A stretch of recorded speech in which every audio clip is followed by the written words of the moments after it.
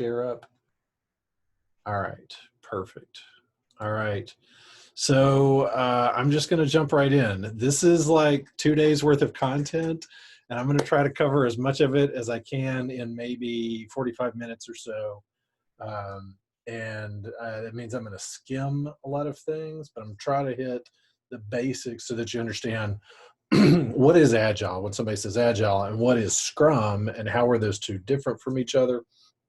And then if I have any remaining time, I'm going to dive into a couple of kind of deep rabbit holes that I find really interesting personally. So a little bit of stuff about me. I've worked some places. I've done some things.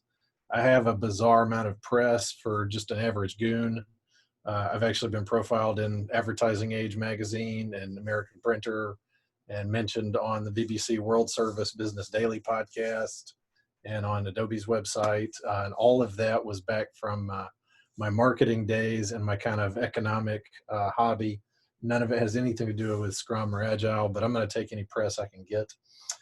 Probably the most interesting place I've worked was a company called Walt Disney Attractions Technology, which is a specific company that is part of the Disney empire that makes the technology that runs the park operations, and to some degree a little bit of the cruise line. So I just found out, not through my friends, who I can't believe they didn't call and tell me, but I found out from a friend of mine who has just gone to the park not too long ago, that the cloud data platform that we had built is now being beta tested in the Star Wars Galaxy's Edge area. So I worked on a project building a structureless data lake, and the purpose of the data lake was this massive in-park role-playing scenario that Disney has patented. You can go read the patent. It's very interesting. If you think about it this way, they're going to have a Star Wars hotel, and when you stay at the hotel, you're a character. And as you go through the park, you will meet with people in costume that look like aliens, and they have to know what decisions you make.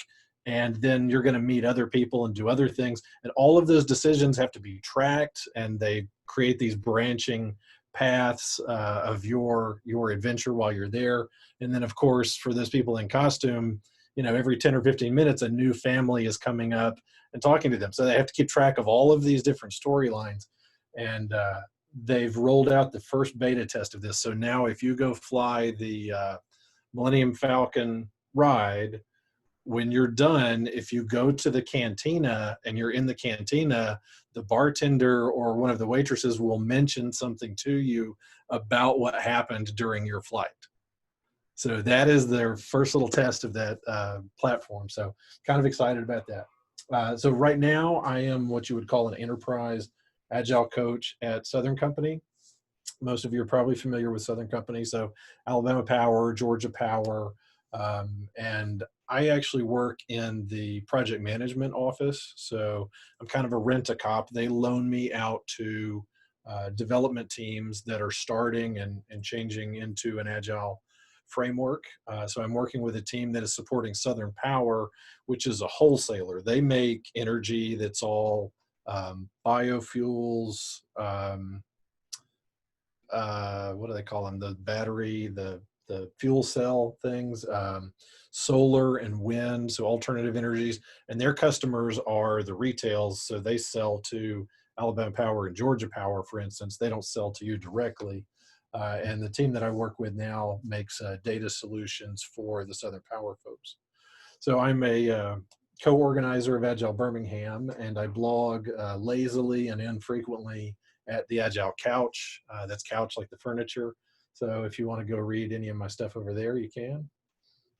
So I'm going to skip through what usually takes a couple of hours, but this is the history of management that gets us to today. So going from Gantt charts and PERT charts, which are a little over 100 years old at this point, through World War II era or post-World War II, Deming, who had gone to Japan and taught them a lot of industrial statistics, a lot of industrial science, post-World War II. And you've probably heard of lean or the Toyota production system, or Kaizen, or some of these types of things. All of this industrial science that started largely with Deming and goes through modern operations management, which is what my graduate degree is in, is the foundation of what started out as Scrum and started out as Agile. So Jeff Sutherland started what he called Scrum, and it actually outdates Agile by a few years. And then Agile was a meeting of about, I think maybe 17 or so developers from around the world who had been sharing ideas about different ways to manage software projects. And some of these ideas span 30 or so years. A lot of it was informed by the operations management and that industrial science. And they all got together and went on kind of a vacation to a ski resort and said, let's put all our ideas together. And what they came out with was a set of values and principles that is what constitutes Agile. So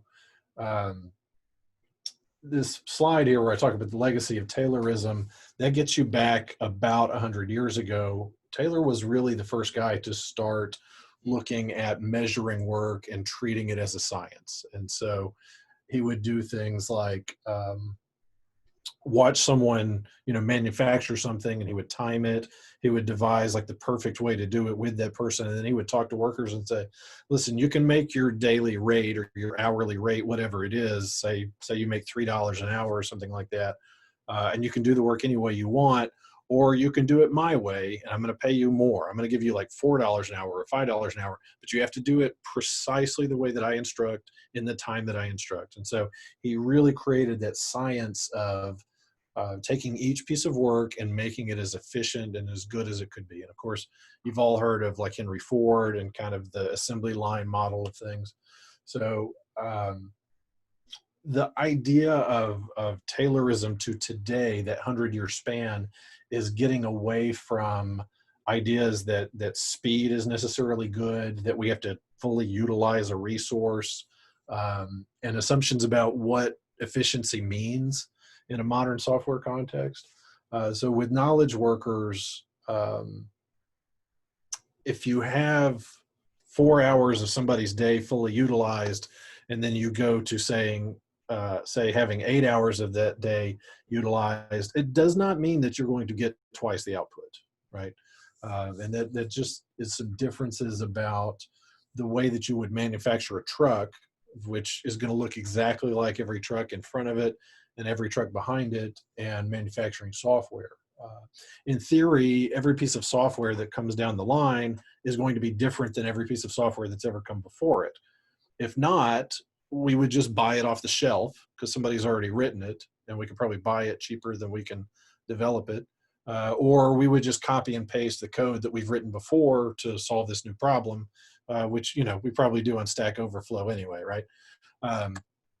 So in theory, it would be like a manufacturing plant where every single truck that comes down the line is different than the one before it and behind it. And so how do you combine these two different concepts, this industrial efficiency and this management science, with the fact that every single piece that you're going to work on is different than the others? So I'm going to skim through some stuff here until we get to the next big piece. So basics of Agile and Scrum. I want you to think about wedding cakes and donuts. File that away in the back of your head. We'll come back to that in a minute. And then I'm going to talk a little bit about religion. So here's your obligatory office meme. I'm not superstitious, but I am a little stitious. So what I see as my personal bugaboo, the thing that I care very much about, is preventing people from practicing what I call cargo cult agile. So I found that I now need to explain this because I think we're far enough from World War II that people younger than me don't know what this means. So at the end of World War II, there were islanders in the Pacific that had their islands used by both the Japanese and the American forces, where they would set up Why am I having a gap? Airfields. They would set up airfields on these islands because they were strategically important. And these were people that had never seen electricity, had never seen manufactured textiles before. And when the US and the Japanese forces left after the war, these religions formed around these people and these aircraft that came and brought them canned foods and textiles and radios and sharp metal knives. And this is an absolutely real thing, and it's still absolutely current. Some of these societies still practice this today, right? The picture there of the guys marching with their pretend rifles and the USA on their chest, that's a very recent photo. And I say this to get to the point that there's no reason we should assume that we're any more sophisticated than they are. Cargo cult agile, or cargo cult anything, is the belief that if you build something that looks like an airfield or looks like a control tower, or if you stand out there with torches and you wave for the airplanes to come in, it's that belief that those airplanes are going to show up and bring you things, right? And there are a lot of companies and a lot of organizations now that basically practice that with agile. They think, if I have some of the roles and some of the titles, and I hold some of the ceremonies that are mentioned in agile, then I'm going to get the results that SpaceX or Tesla or Apple get. And there's really a spirit of the game that is important, and just doing the rituals themselves are not going to get you the results on their own. So that's kind of my personal stake in agile, is trying to prevent that. So I'm going to skip through this. I will say very briefly, shuhari is sort of a concept of to Japanese, it's a martial arts concept, where if you think about the Karate Kid, if you ever saw that, at first you show me paint a fence, show me sand a floor. You don't really know what you're doing. You just do those things through rote, right? And then as you begin to understand what you're doing, you bend and you break the rules a little bit.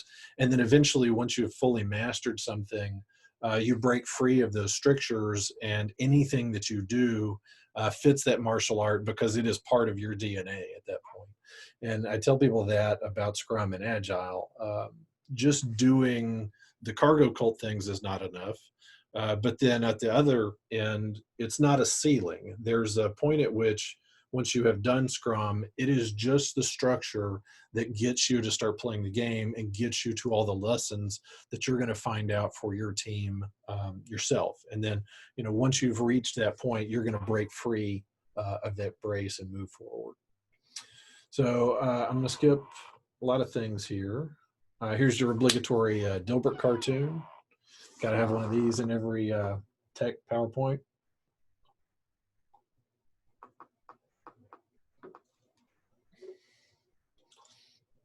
So Jerry's saying Dilbert doesn't seem very agile there, which brings us to the good question. What exactly does agile mean? When we say agile, what is it we're talking about? Spider-Man is agile, right? Do we mean agile thinking? Do we mean lemurs? Lemurs and monkeys are agile, but that's probably not what we're thinking about. So what is agile? I told you these guys got together, went to a ski resort, and put all of their ideas from the past 30 years into one place. And what they came out with was a set of values and principles, which I'm going to get to in a minute. And Jeff Sutherland's Scrum, which he'd been practicing for a little while before that, largely informed that. And something called XP, or extreme programming, was a major component of that. So Agile itself is just a series of values and principles. When you read the Agile Manifesto, all it says is 4 things. We value this more than this 4 times. And then there's a set of 12 principles. And that's it. That's all there is to Agile. 4 values, 12 principles. And I'll skim through those a little bit longer in a little bit. So within Agile, there are various frameworks or methodologies for practicing or pursuing those specific values. And Scrum is the largest of those. Now, if you look at Scrum and XP and Crystal and Spiral and some of the different frameworks, they all have a lot in common. They're very similar to Scrum, but Scrum and its hybrids and people practicing things similar to Scrum make up about 88 or so percent of the frameworks of people that would call themselves practicing Agile. So, excuse me, that's why I focus on Scrum. It's the most widely practiced. So I'm going to skip through this. So this is what the Agile Manifesto looks like. It's simply these 4 values instead of principles. And so I'll read it off to you. Some of the things in the way that they write the values and they write the principles are kind of awkwardly worded, but they're very intentional. They knew exactly what they meant and exactly what they were trying to say in the way that they worded each of these things. So they say we're uncovering better ways of developing software by doing it and helping others do it. In other words, they're not saying we're uncovering better ways of developing software using theory or using mathematics or sitting in an ivory tower and coming up with ideas or writing articles. So we're coming up with better ways of developing software by doing the development of software itself and by helping other people. And I find that whenever I teach this, whenever I work with a team to take baby steps forward, I learn more about why Agile and Scrum work. So those 4 values are individuals and interactions over processes and tools, working software over comprehensive documentation, customer collaboration over contract negotiation, and responding to change over following a plan. They said very specifically that doesn't mean we're against plans or that we're against contracts or against documentation or tools. All those things are fine, but we're saying that we value what's on the left more than we value what's on the right. And so we don't want a continual discussion nailing down a contract to get in the way of working with a real human being in front of you who has a need that software can solve for them. And so the principles, the specific principles themselves, I'll run through real quick. So our highest priority is to satisfy the customer through early and continuous delivery of valuable software. And both the words early and continuous there are very important. Welcome changing requirements, even late in development. Agile harnesses change for the customer's competitive advantage. Deliver working software frequently from a couple of weeks to a couple of months with a preference to the shorter time scale. When Agile was first popularized, the thought of producing any piece of working software in a month was revolutionary. It blew people's minds in 2001-ish. And now most sprints, the cadence for most teams is at the 2-week level. So generally putting out software every couple of weeks. Business people and developers working together daily. Build projects around motivated individuals, give them the environment and support that they need, and trust the team to get the job done. The most efficient and effective method of conveying information to and within a development team is face-to-face conversation. The back half of those, number 7 is my personal favorite out of all of these. I think if you deleted them one at a time and just left one, number 7 is the one that I think is the most important. Working software is the primary measure of progress. It's not a contract. It's not milestones. It's not specific dates that you hand things over. It's working software. If you don't have the documentation, but you have working software that people can use intuitively, that's more valuable than the documentation. Agile promotes sustainable development. So sponsors, developers, and users should be able to maintain a constant pace indefinitely. It means if you're burning yourself out every week or you're staying till 9 o'clock at night, getting a head start on tomorrow's bugs, you're not really helping anybody, right? If you can't do it within a sustainable amount of time, you're not practicing what somebody would call Agile. So continuous attention to technical excellence and good design enhances agility. In other words, the better your technical skill, the easier it is to be Agile. Number 10, another one of those awkwardly worded ones, simplicity, the art of maximizing the amount of work not done is essential. So they could have worded that a lot of different ways. They could have said, you know, minimize work done, or they could have said be efficient, or strive for utilization, but that's not what they said. They said maximize the amount of work not done. And I'll try to hit that topic over and over in a couple of places. So the best architectures, requirements, and designs emerge from self-organizing teams. And at regular intervals, the team reflects on how to become more effective and then tunes and adjusts its behavior accordingly. So those things, those 4 values and those 12 principles, when someone says Agile, that is what Agile is. There is nothing more. It doesn't tell you anything about roles. It doesn't tell you anything about events. It doesn't tell you about what kinds of artifacts you need to practice. That is Agile. It is simply a list of principles and values. So going from Agile into Scrum itself, we get our second Dilbert cartoon of the day.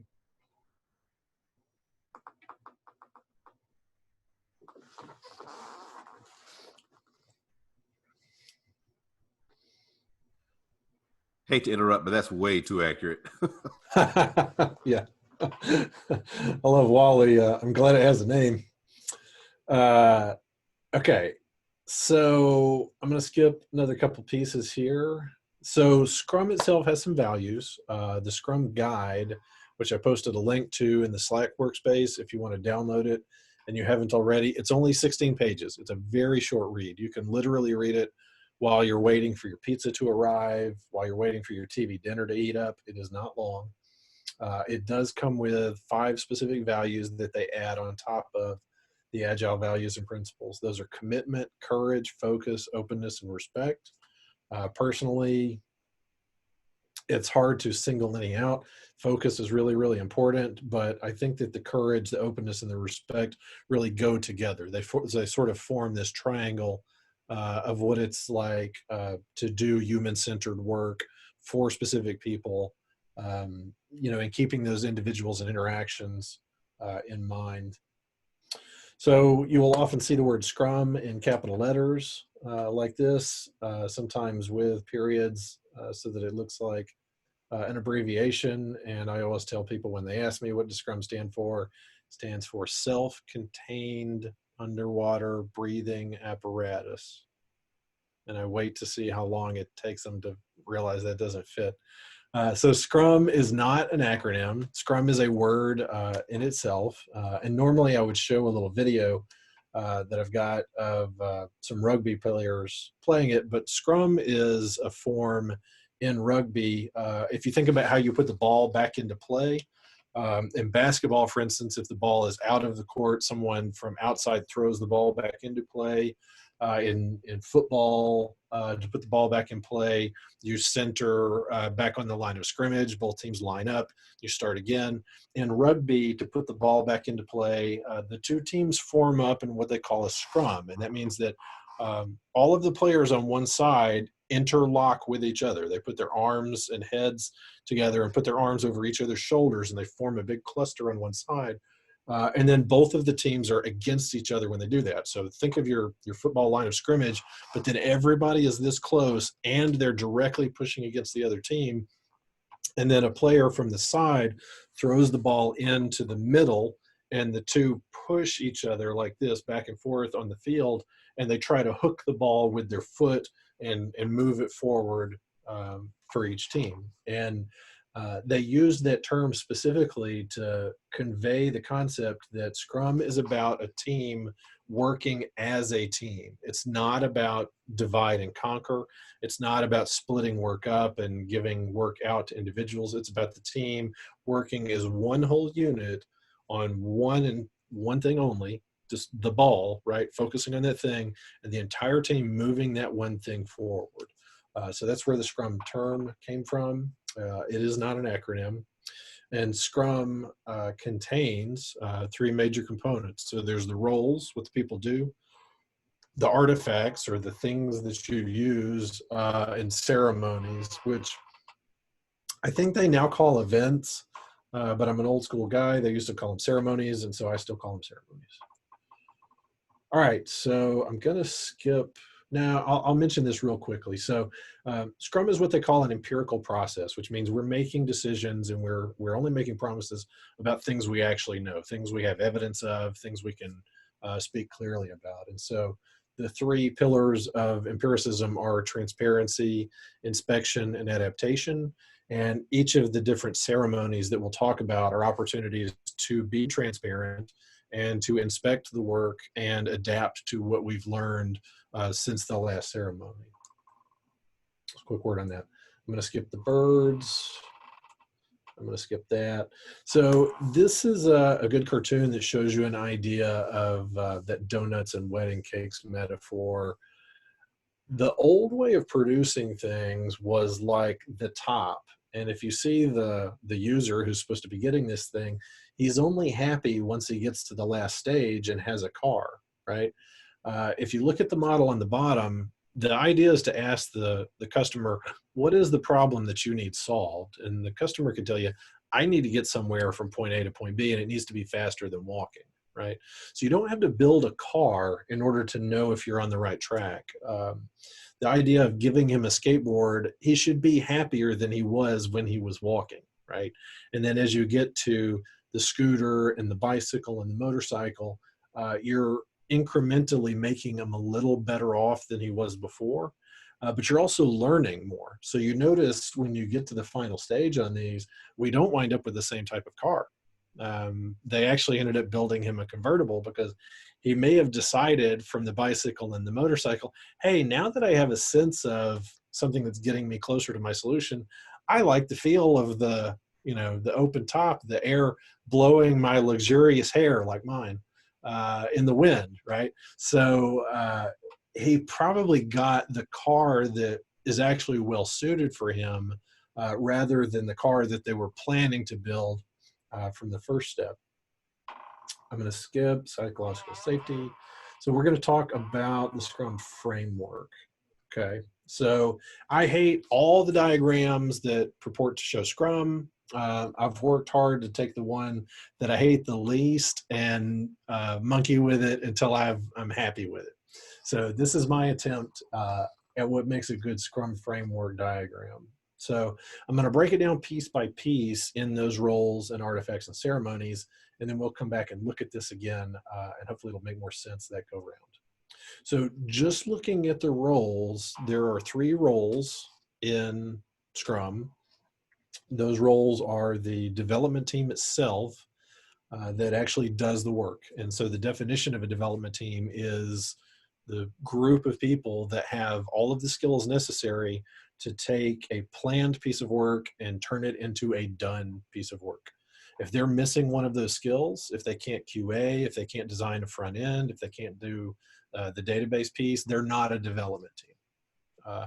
Or they have the wrong work, one or the other. In order to be able to do the work, they have to be a cross-functional development team. And the development team is defined as one role in Scrum. So there are no individual Scrum roles with titles like lead developer or data architect or anything like that. Now, those people may have those specific roles listed on their paycheck or in their admin or HR papers, but the development team itself is one role, and they act as a team, as one unit. The product owner is the second piece.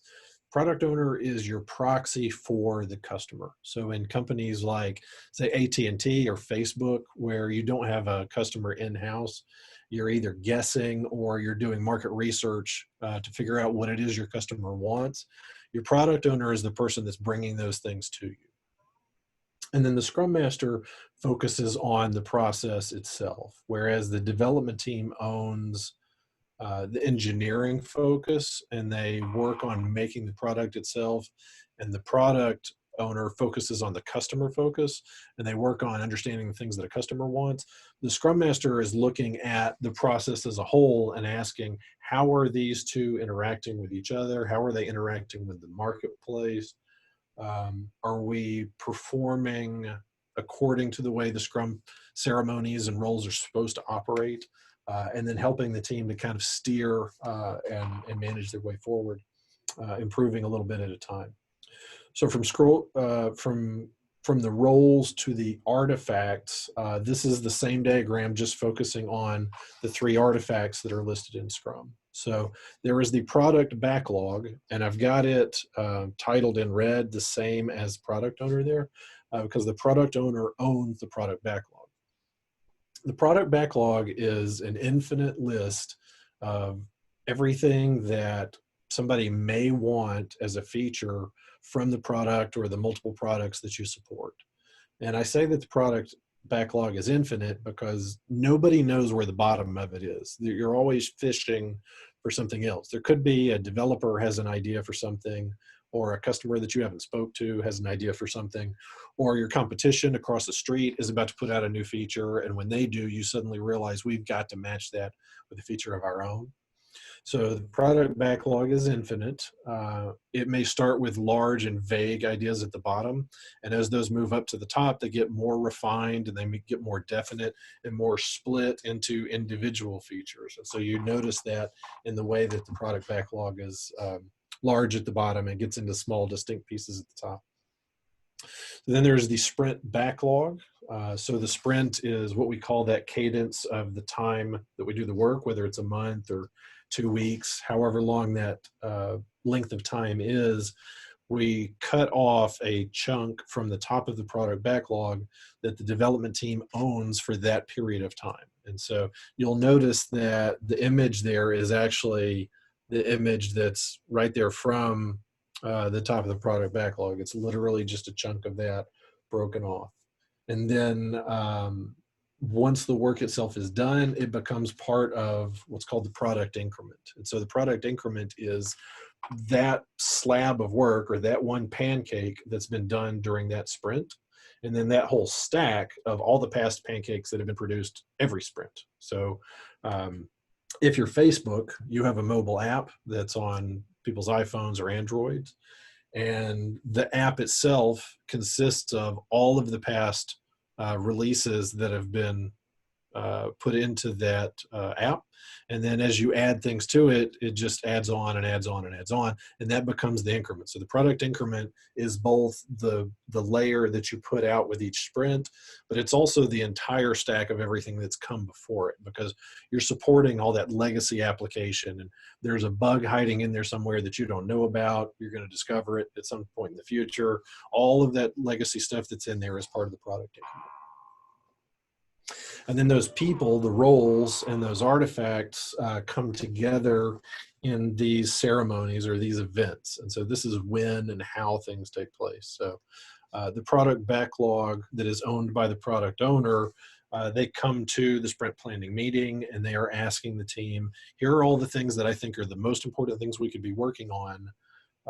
What can you do for me? And the development team is saying back to the product owner, we think we can get from like number 1 down to number 20. And that's probably about it. That's about as much as we can get done in 2 weeks of time. And so they cut that off. That becomes the sprint backlog. The sprint itself is considered an event or a ceremony. And so that is that period of 2 weeks or 3 weeks or a month, however long your cadence dictates. And then each day you're doing your daily scrum, or some people call it a stand-up, which is a little 15-minute ceremony. Most people do it in the morning. Some people do it in the afternoon. And you're going to spend 15 minutes there to talk with the team, and you're essentially replanning each day. So when you do sprint planning, you're cutting off a chunk of work and you're planning for that 2-week period of time, which is probably going to be 10 working days. And then when you do your next daily scrum, you're now planning for the next 9 days, and then planning for the next 8 days, planning for the next 7 days, so forth. It's kind of like landing an airplane on an aircraft carrier. You're constantly retuning your flight pattern so that you're going to hit that moving deck.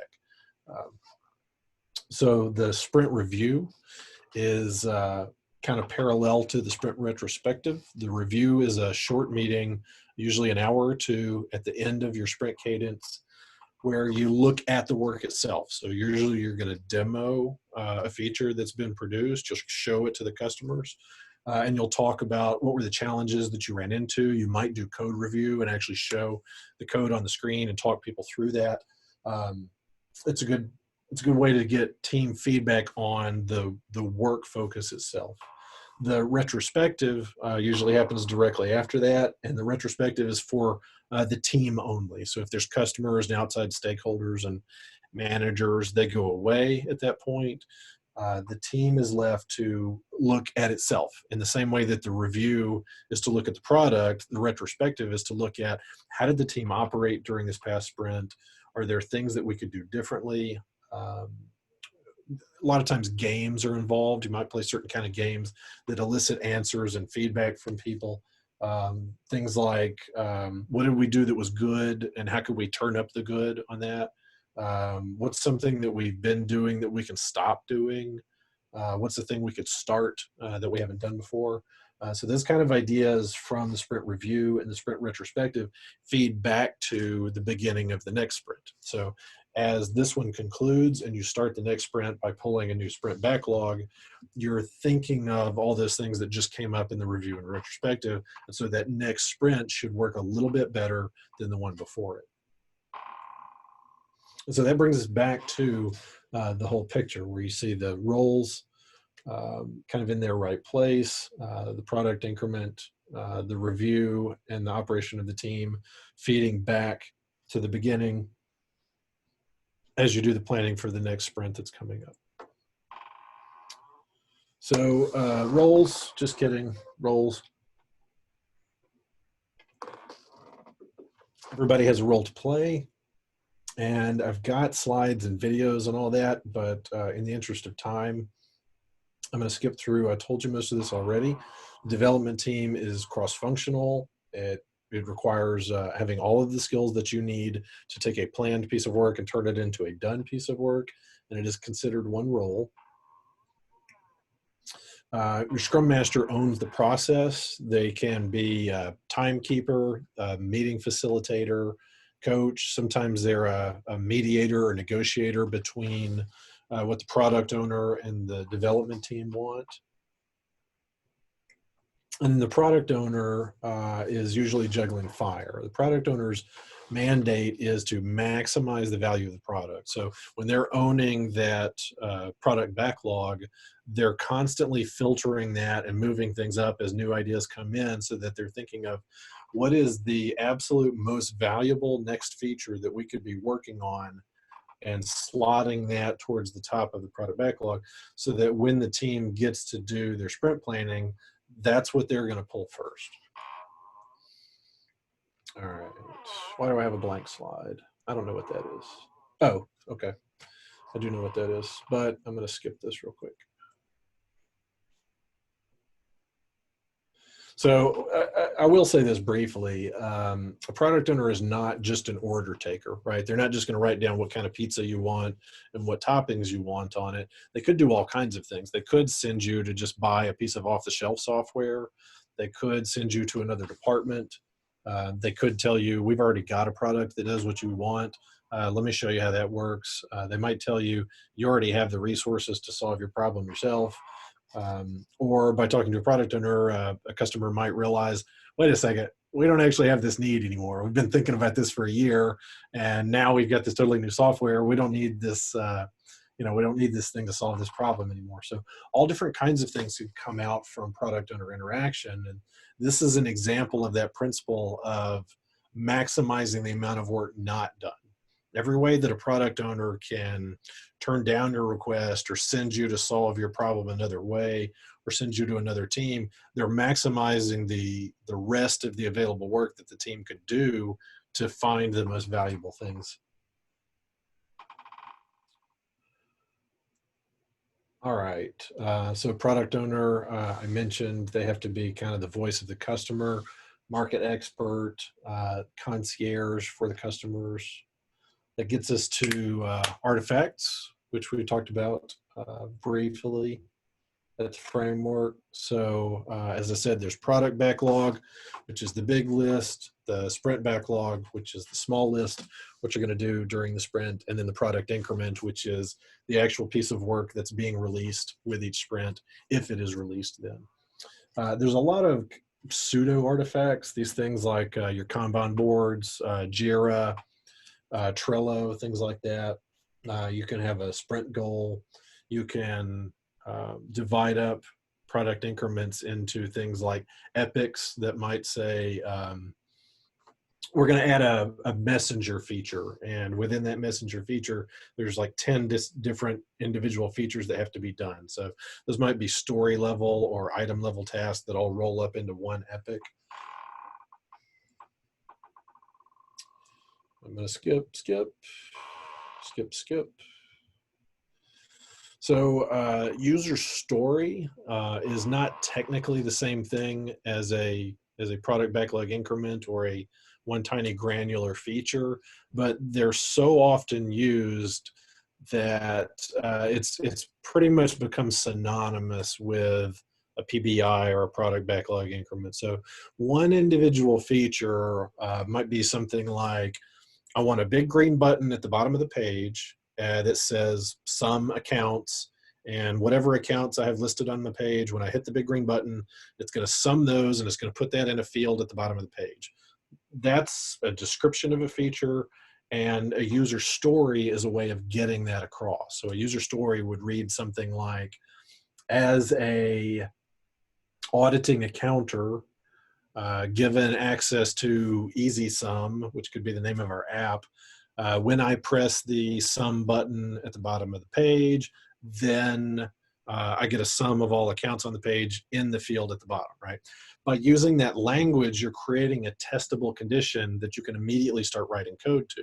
So you have a when and a then. When I say, when I push this button, then I get a sum in this field.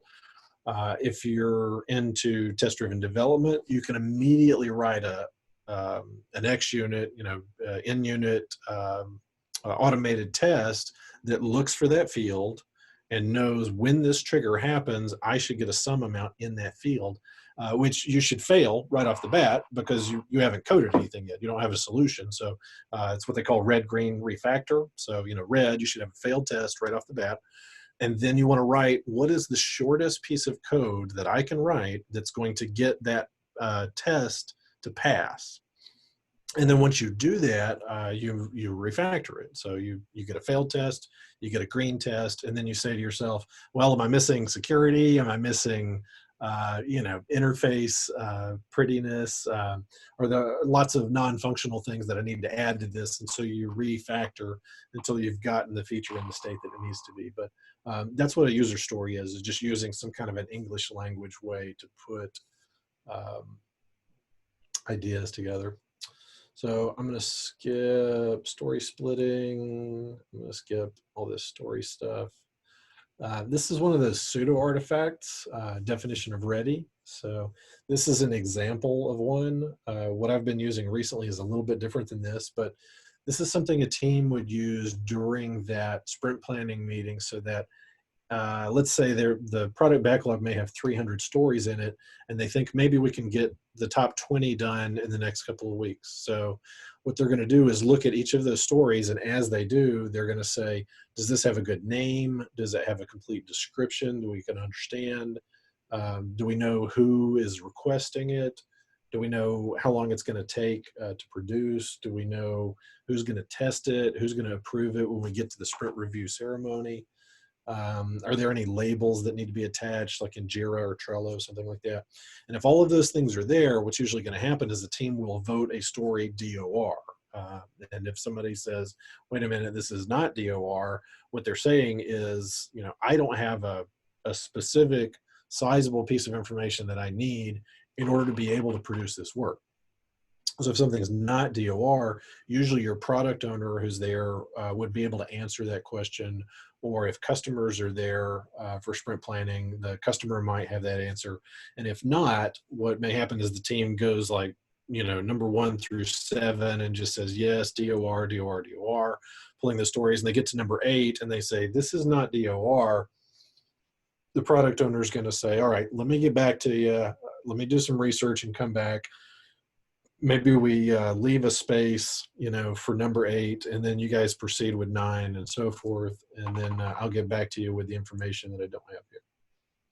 So a definition of done, or DOD, is kind of the other bookend. That's what comes on the other side of this thing. So for whatever acceptance criteria a feature has, The DoD is what happens after that. So once you think you're done with it, those things like I'm going to run it and test it on my local machine. I'm going to test it in a UA environment.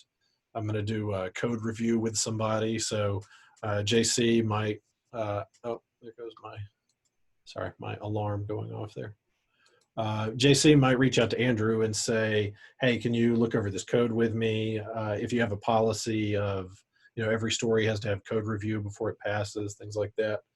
Whatever kind of regression tests you need, whatever documentation needs to be done. So DOR and DOD tend to work as just checklists to go through these things and make sure that everything that needs to be done for a story gets done. All right.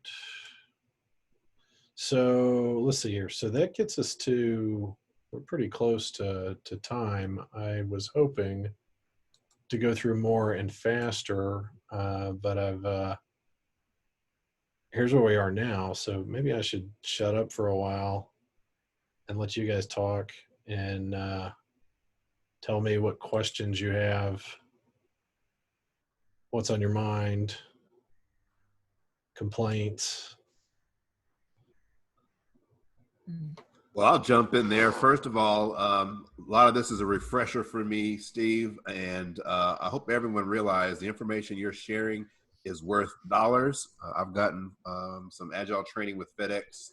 They give us the Safe for Teams, that first training, and the instructors, they're internal, but I've looked at what people get paid in consultancies to teach this stuff.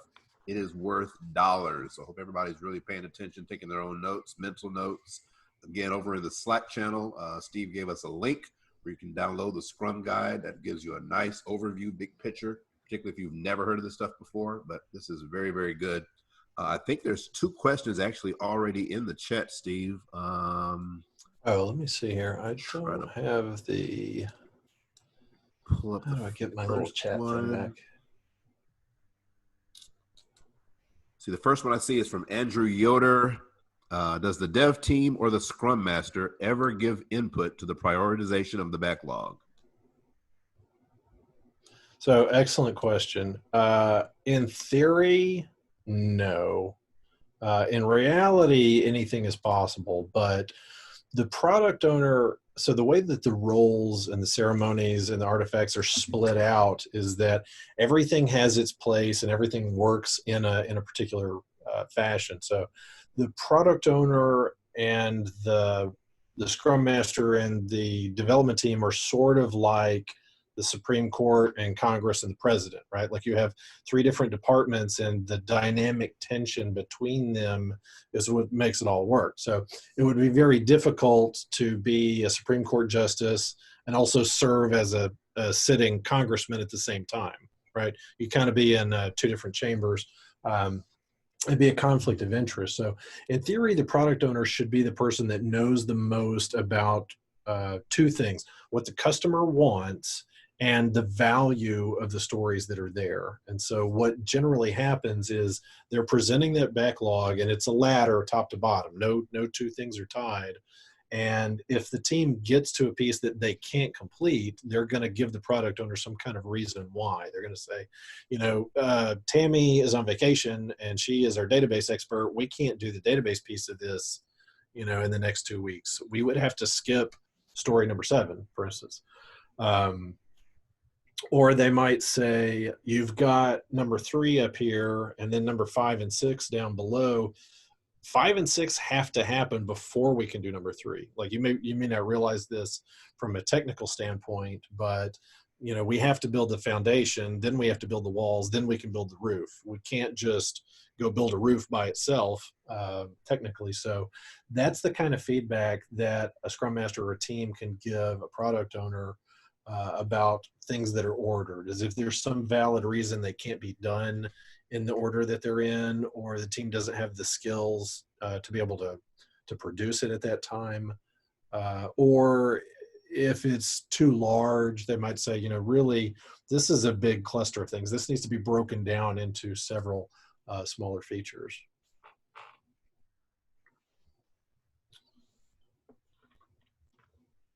All right, so I saw that. Does input to the prioritization. Well, there's signs that an organization is doing cargo cult agile. Yeah. So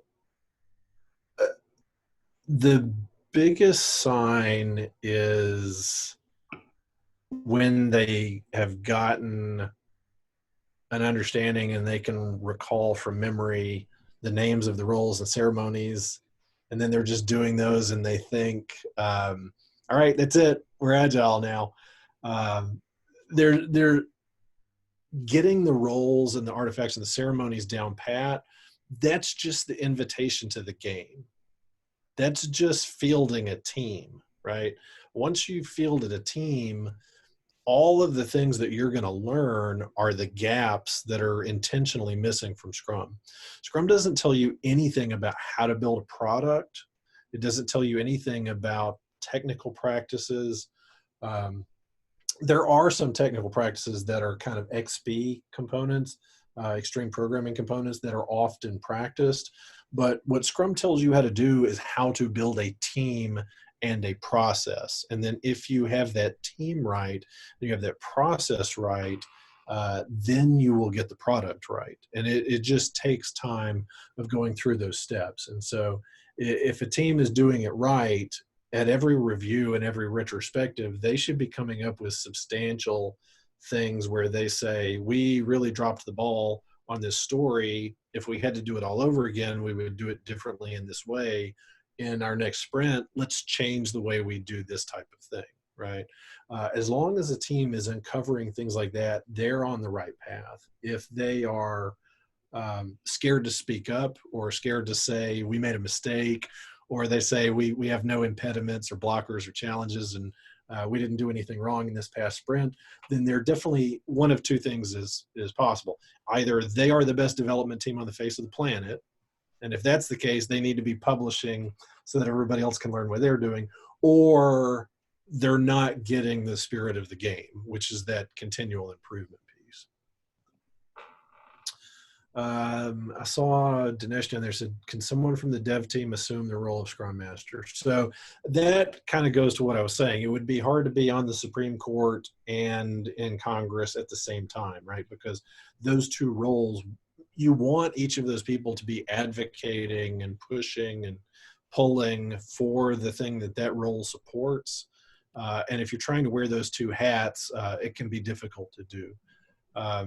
For instance, in a smaller team, what may end up happening is somebody who's like a lead dev or a senior architect or something like that may try to fill that role. And then you have someone who's directing your work who is also in charge of the process itself, and you're answering to them for both the process and your technical information. That can be tricky. And same with management. It's difficult for someone who administratively is going to hire you, fire you, write your performance reviews, control your bonus at the end of the year, and serve as a Scrum Master or serve as a product owner, because it limits your ability to push and pull with the product owner, you know, in the healthy way that you should be able to push back when you know at the end of the year that guy's controlling whether you get your bonus or not, you know. So those are what we would call anti-patterns. They're not best practices. But, you know, if you're in a startup and there's like 3 people total, sometimes that's what you have to do. You go to war with the army you have, right? And the army you have may be 3 people. And so I've worn the product owner hat and the Scrum Master hat at the same time. And I have to be very intentional when I'm doing that, when I'm asking for one thing, you know, what role am I playing at this point, and what am I asking the team for? And I have to be aware to step in with my Scrum Master hat and say, you know, this amount of pushback is healthy. You know, I don't want you guys to just give me everything that I say I want, because then the team's going to commit to 30 things when it can only deliver 20. And then we get 30 things with poor quality, or we plan to release 30 things and we only get, you know, 19 or whatever. So that's when we get out of the empirical space and we're just making up things and predictions for the future. I see Athena say, wait, oh, let me back up. Are there any Other resources available to learn about Agile. Yes. Oh, there's so many resources. So the Scrum Guide, 16 pages, piece of cake. You can read it while you're sitting in the bathtub. Um, Beyond that, there are tons of blogs. There is the Agile Water Cooler is a Discord group. There's Agile Alliance. There's Scrum.org. There's Scrum Alliance, or the three major organizations. I can post all this stuff back in the Slack workspace tonight or tomorrow. Mountain Goat Software is Mike Cohn. That's Cohn. Mike Cohn blogs there, and he writes some fantastic stuff. There's the Agile Couch. You can go read my blog. You can post something in Code Connector and say, hey, here's an Agile question I have, and I'll think about it and go post something out there. So yeah, there's like a million books. The origin book for Scrum is just called Scrum, the Art of Doing Twice the Work in Half the Time. That is the name of Jeff Sutherland's original book. And then there's a book that's just called a Scrum book. But that book itself is all online. It's like a wiki, and it has all of the Scrum patterns that read like a wiki, and from within each article, it links to all of the other articles that are related. And I can post the link to that. So don't buy a Scrum book, because you can just read it for free online. Yeah, tons of resources. Tons. There's podcasts. Agile for Humans is my favorite. It's fantastic. It really focuses on the human element of things, and less tools and processes that are gonna change year in and year out. Let's see here. When it comes to starting a company, how would you know if your team is too big when it comes to user language? Okay, perfect. That's a great question. So there is a specific team size that is recommended for Scrum, and they've changed this definition a few times. Like they've said 3 to 9 people, or 7 plus or minus 2, something like that. I think that's the current definition. So somewhere between like 5 to 9 developers, and then your Scrum Master and your product owner. So I personally have a tolerance for a little bit of a larger team. So 9 plus 2 feels really good to me. I would actually be tolerant of teams a little bit larger than that. The theory is that once you start getting less than 5, it's difficult to have all the skills that you need within a team to deliver something. And once you start to get past 9, 10, 11, you have so many different channels of communication. It can be difficult to have a meaningful conversation with a small group of people. Can I break down what a spike is? Yes. So let's see, somewhere in here I've got different ways of breaking down stories, and I could do a whole other thing on this, but this is one approach to take what is a large story and split it out.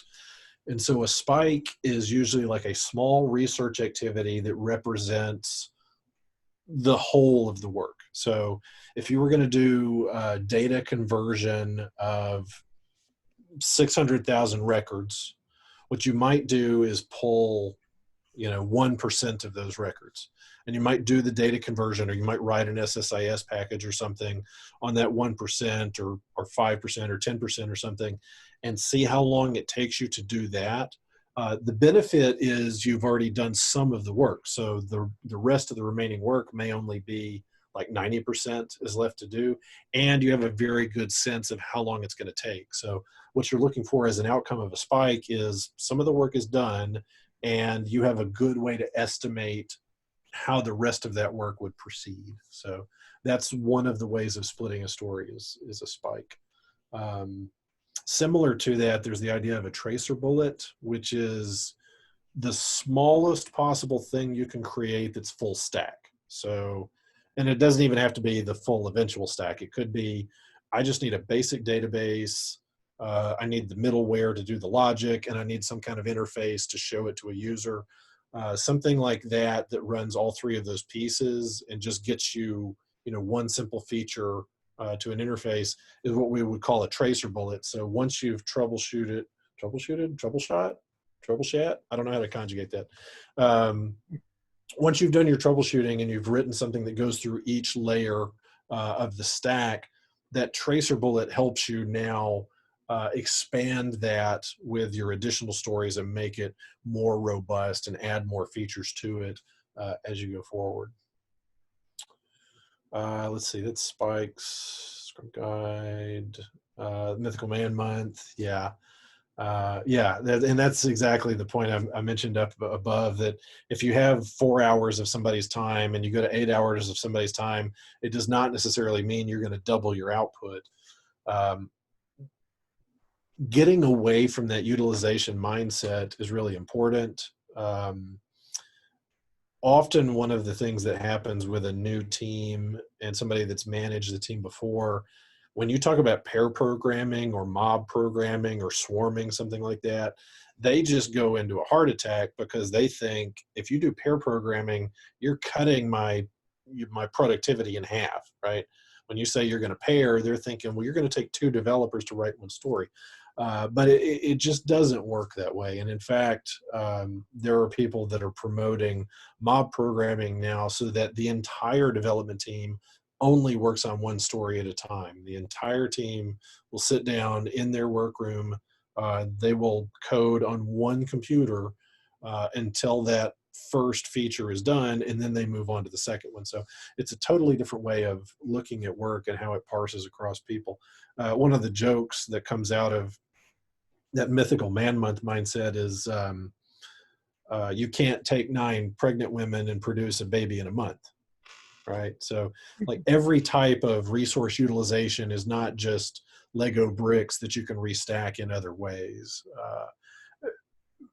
Getting a team to its optimal flow rate is really the goal. And then once you've hit flow, and you know that with every review and every retrospective, we're always as good as the team could be, that's when you've hit the sweet spot. And if that optimal flow involves everybody pairing or everybody mobbing or whatever, it's the team experimenting and deciding what works for them and gets them those kinds of answers. And then you get away from managers and customers and folks just stop asking questions about, are all your people utilized, or how many people are working on things, or are you wasting any time? People just quit asking those questions because you're churning out like a steady fire hose of valuable features that people can use. Once you get to that state, all the questions of measurement start to go away. Let's see. Hey, posted my blog. You can all go comment up my blog posts. What are other anti-patterns? That management filling one of those roles can be really difficult. That was one of the ones that I mentioned before. Like all of the things that I just said about if I look at Bob and Bob's not busy, I need to give Bob a piece of code and say, here, go work on this feature. That can be the worst possible thing to do because there's just no relationship between people on keyboards staring at code, being busy for 8 hours a day. Bears no relationship whatsoever to features coming out the back door. It just doesn't work that way. It's not a factory. We're not coring pineapples or something where, for every person that you add to the conveyor belt, you can get one more pineapple per thing. It's just not like that. It's not building trucks. And so the way that 9 people build software together is very different than one person building software and multiplying that times 9 people. They're just two totally different concepts. I could probably give you like a million anti-patterns. I just, right off the top of my head, I don't know. I should probably go write a whole thing of just anti-patterns. There are specifically published patterns in Scrum. And so, like I said, each page kind of lists out one concept, like what a product backlog is and why it exists.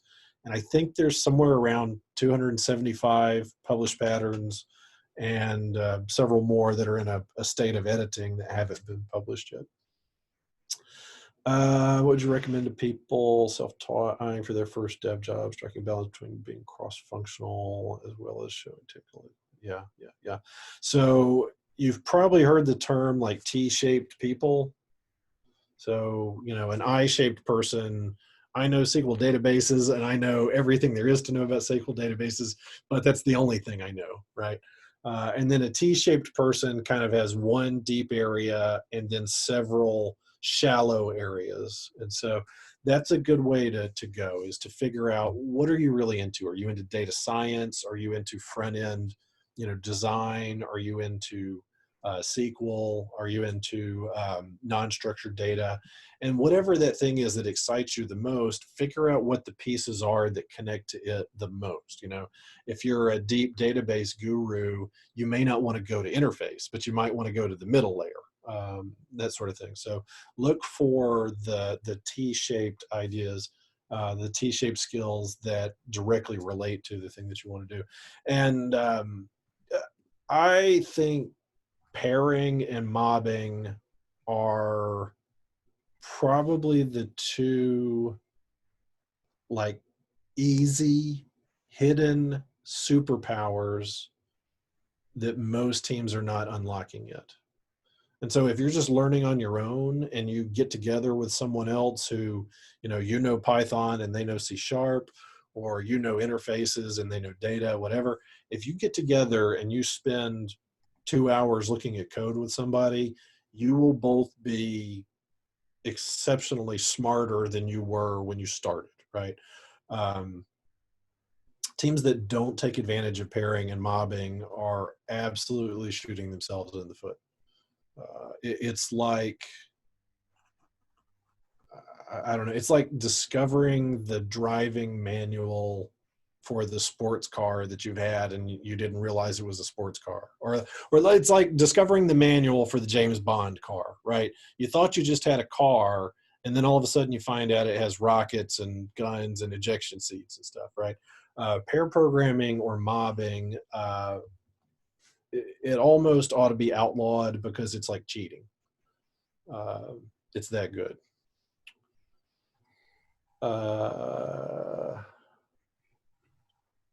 I think that maybe gets us to the end of the question list.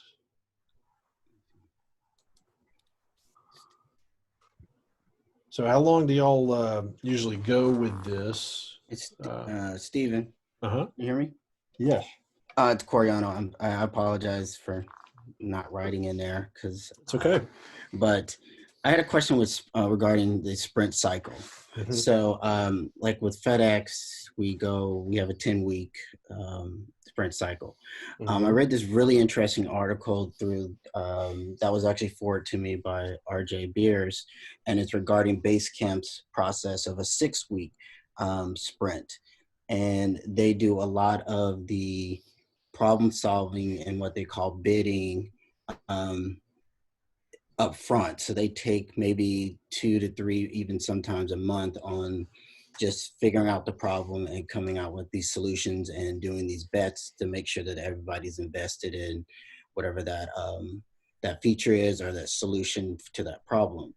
And they've got this concept of this appetite too, where they're saying like, okay, we've got 3 options to solve this problem, but our appetite is only 6 weeks. So what can we do within those 6 weeks to satisfy that?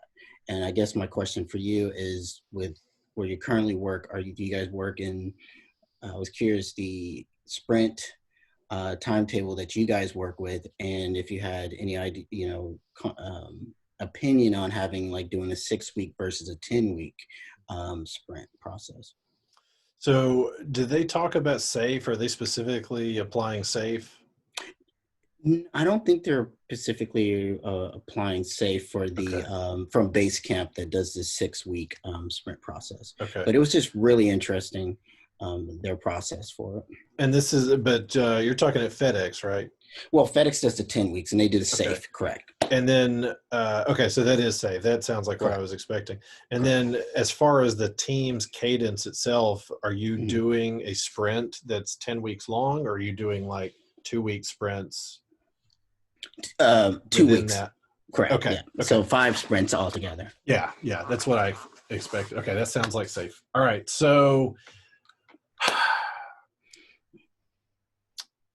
the shortest and fastest way I know to say this is that there are a lot of people in the Scrum Agile world who will just tell you flat out that safe is not Scrum, or that safe is not Agile.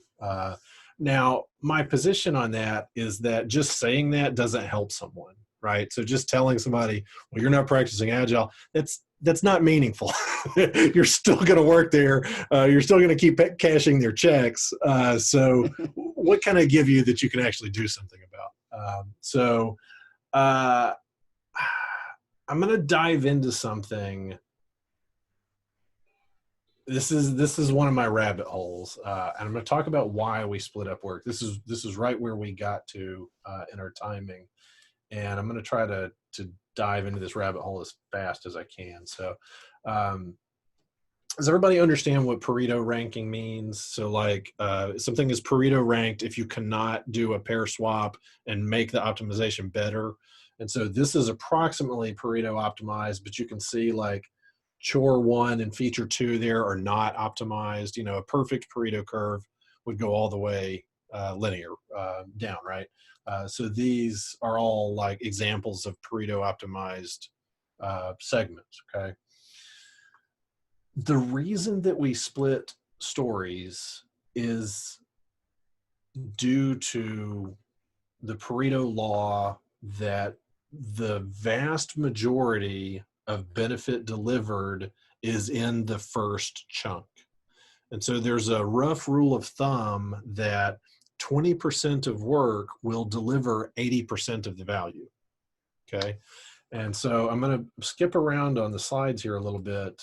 So I usually take a little more time with this, but here's what I want you to think about. So like I've got epics out here, and think of an epic as a chunk of features, and you know, what 3, 4, 5, 6, 7, 8, 9. So think of each of these epics as like 9 individual features that could be delivered, right? So I've got one that's $430, $440, $90. This, by the way, is one of the reasons I always advocate for product owners, and especially if you have internal customers. I mean, you know, my mom who's using Facebook doesn't talk to my mom, so they don't know how much she values whether they have a big happy kitten button or something, right? There's no way to find that out. But if your customers are inside and you have a product owner relationship with your customers, there's no excuse whatsoever not to have a dollar denominated value on every feature story, right? You can always estimate, what is this worth to you? Is it going to save you labor? Is it going to retire a debt? Is it going to, give you a lump of revenue? Is it going to give you a stream of revenues? What is it going to do?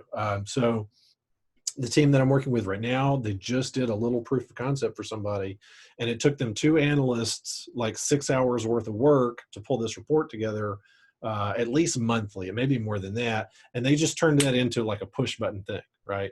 So you can add that up. You can take those guys' wage times 2 times 6 hours, and you can say, we just wrote a piece of software that is worth this chunk of money every time they do that report. Okay. So I have these epics, and it would be easy to look at Epic B and say, well, it's worth $440. We should do that one first. It's the most valuable.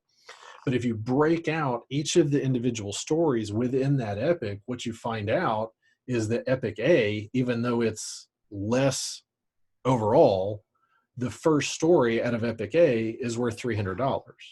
And the first story out of Epic B is worth $230. Right? So if you were just attacking this from a portfolio standpoint, you would be thinking, I have to do this whole portfolio before I move on to the next one. But by breaking things into the smallest granular feature possible, you have the opportunity to deliver something to someone in a 2-week period of time and potentially give them 80% of their value in 2 weeks. And this is why I said what comes out of a product owner relationship or a product owner meeting is not necessarily them just taking an order for your next pizza, right? What may happen is you produce something in 2 weeks, and then after that, the product owner discussion turns into, hey, our problem's solved. We don't actually need to continue doing these more things. Or we do have these other features we want, but at this point, they're so low value that it doesn't matter to us if these get done next. So I'm not a fan of planning at 10-week and 12-week stages for things, because if you can know something in 2 weeks, you're very close to empirical, right? If you're guessing at something 10 weeks from now or 12 weeks from now, minus that 2 week, we have this 8-week gap into the future, or this 10-week gap into the future, that we're lying to ourselves for the next 8 weeks, right? We're way out of empirical methods at this point, and we're guessing about what's going to be valuable 8 weeks from now. Especially if we're thinking we're going to deliver little things in 2-week chunks that are going to add up to that car at the end of 10 weeks or at the end of 12 weeks, and then we'll find out if it's valuable. I want to know if something's valuable in one sprint. And if I can't find out if that thing is valuable at the end of a sprint, one of two things need to happen. We're on the wrong sprint cadence. Maybe we need to be at a 3-week cadence or a 4-week cadence. I don't think that's usually the answer. Usually the answer is it needs to be smaller. And so for teams that are doing safe, as much influence as you have with your product owner at the beginning of a PI, and they're trying to plan out this 10-week or this 12-week chunk, I try to tell people, influence them as much as possible in the first sprint of that PI to do the most distributed collection of stories that you can do. You understand what I'm saying? So think of each of the portfolios or each of the epics that you're going to pull in that 12-week chunk or that 10-week chunk, whatever it is. Don't do all of the apple epic and then the banana epic and the next one and then the orange epic and the next one. Get a story from each individual thing so that you do as broad a base as you can in that first sprint, 1 out of 10 or 1 out of 12, because then you have a hypothesis with that individual customer, and they can answer that hypothesis and say, yes, this paid off for us. This is doing exactly what we thought. We now want to do more of this. We want to keep going further down this pipeline, right? Or they find out very quickly within 2 weeks, oh, this is not what we thought was going to happen at all. This is not valuable to us. Do not continue going down this path, because you'll be wasting money piling onto a feature set that somebody's determined isn't worthwhile, right? Did that help in relation to the question that you asked? Oh yeah, it definitely helps. I appreciate that, because we're with the 10-week sprint, we're currently it's been a little bit of a challenge because work has been completed a lot quicker. So like our dev team is asking for more stories. That's good. Which is good. That's good. But having that 10-week and spreading it out where you're starting to get challenged, going, oh, okay, well, this could have been, we could have planned this for, like I said, for one of the for 2 weeks instead of the breaking it up into 10 weeks. Mm-hmm. And so it was just from what you were saying, and that's kind of what we've been currently dealing with too, is going, okay, the dev team is pushing this out a lot quicker than what we were expecting for the 10 week. So now going back and trying to look at the backlog of what now we can implement into that current sprint for them to continue working on something. Yeah. So is your product owner very available to you that entire time, or do you not hear from them until 10 weeks later, suddenly they show up again? No, they're available, but we have one, two, three, four, maybe 5 project owners for a particular train that I'm working with. So they are available. And like I said, they all own certain features or epics within the train. And so, but yeah, they're very available, which is beneficial. But I know that's been the challenge, going, okay, let's make sure we have some stories already in the pipeline in case our dev teams complete everything within 8 weeks, and now they got this 2 weeks of pretty much nothing to do. Yeah, yeah. So in a way, I'm going to advise trying to make that problem even worse, because what I want you to try to do at that PI planning stage where you're planning something 10 weeks out, like I said, you want to go shopping across as many different customers as you can, Hmm. not depth in a particular technical path, but how many different types of features can we start? Because what you're setting up is an initial experiment of how many of these are going to wash out, right? And then uh, it's already a problem even with teams that do, a 2-week sprint or a 1-month sprint. There's a tendency for the product owner to kind of check out and like mentally go to the beach once sprint Hmm. planning is over, because they're thinking like, whoo, nobody needs to hear from me until the next 2 weeks, right? And it can get even worse when you're doing like 12-week Hmm. increments. Places that do PI planning 4 times a year, it's real easy for that PO to check out, especially if they do some other role Hmm. as well as being a product owner, right? They can go, oh, I'm going to go back to my regular job. You want to keep them on the hook as much as possible. And so as you're doing that planning, you're going for variety up front, and then you want to wash out as many of those hypotheses as possible so that you can kill your babies, find out which ones aren't going to survive and break their necks and kill them, right? So that you don't pursue money down technical paths that aren't paying off past the 80% value, right? Hmm. So you go for variety, you try to kill as many of them as you possibly can by proving whether they work or not.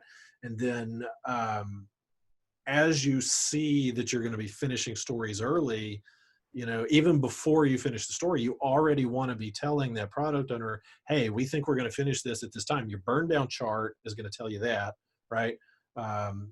These epics are finishing, these stories are finishing. We found out this one, and this one, we proved within 2 weeks they're not even a good hypothesis. Nobody's going to continue those paths. So fill us up with new work. Get them to start shopping for you in advance and figuring out, well, okay, we started with 20 stories. We've whittled it down to 14 that seem like they're viable. What's the next step in each of those 14 things? How can they go to the people they're representing in those 14 paths and say, okay, now that we've done this, what do you want next? What do you want next out of it? Uh, is that the last question? I do have one more, but I'm not trying to ball. Right at that 8 o'clock mark. Yeah. I don't know if it's something quick, and it's maybe something we can take off Go ahead and line, ask, Steve. and But maybe I'll think about it and post it later. it's so with Basecamp, they do the 6-week and then they do a 2-week cool down period. So I was curious, have you worked in that kind of process where your developers had a cool down period, and if that like how that experience was? Because that was pretty interesting from them to go. They do the 6-week sprint. Once they complete that, the cool down 2 weeks is where developers can do research, whether it's on a new application or go and look at defects or a backlog that they were trying to work on before. So I'll give you a short to medium answer. I have not worked in a place that's done that. My fear from that is you're giving up 2 weeks of information, right? If you take a break for 2 weeks, it's great to learn a skill or expand, what the team is doing or experiment with new things, but you're missing 2 weeks of market information and 2 weeks of responding to something your competitors do, right? So what I do see teams do and have had teams do in the past, and this team is doing now, is you might discover whatever your velocity is. And we're the way we do our points, we're in like a higher range. So I think the team is averaging around like 215 points, 220 points, something like that every 2 weeks. That's kind of how our scale works. And so what they'll do at this point is they've gotten comfortable with that, and they've said, we're going to multiply that times 0.80. So we're going to plan for 80% of what our theoretical max is.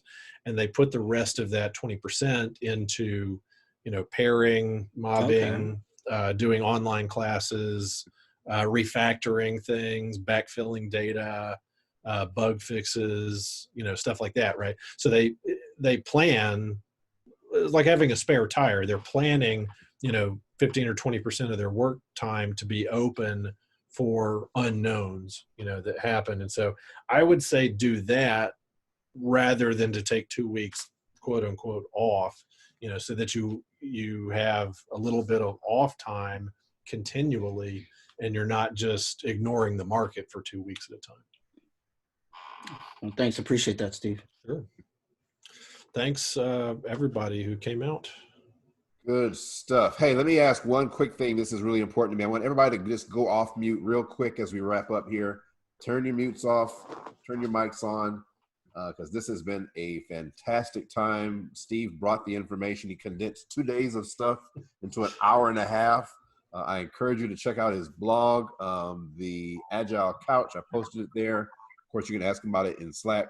But very important to me, I want him to hear the loudest virtual applause he's ever gotten. Let's give it up for Steve real quick. Come on, guys.